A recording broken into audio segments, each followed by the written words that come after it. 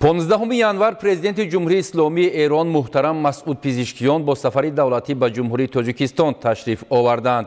Президенти ҷумҳурии Тоҷикистон пешвои миллат муҳтарам Эмомалӣ Раҳмон ба нишони эҳтироми баланд меҳмони олимақом президенти ҷумҳурии исломии Эрон муҳтарам Масъуд Пизишкиёнро самимона истиқбол гирифтанд.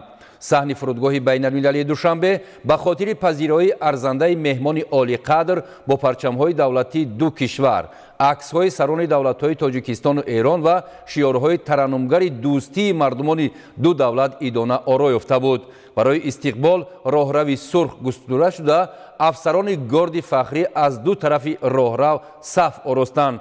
зимни суҳбати кӯтоҳ ки дар толори фурудгоҳ баргузор гардид, сарони ду давлат доир ба барномаи нахустин боздид ва сафари давлатии Масъуд Пизишкиён ба Тоҷикистон табодули назар намуда, аз ҷумла изҳори бовар намуданд ки он дар таърихи муносибатҳои ду кишвари ҳамзабону ҳамфарҳанг саҳифаҳои нав боз мекунад. мавриди зикр аст ки сафари давлатии президенти ҷумҳурии исломии Эрон аз 15 то 17 январ дар Тоҷикистон идома ёфта, зимни он мулоқоту музокироти сатҳи олии Тоҷикистону Эрон, имзои шумораи зиёди санадҳои нави ҳамкорӣ ва чорабиниҳои дигари муҳим, аз ҷумла тиҷоратию сармоягузорӣ ва илмию адабӣ дар назар аст.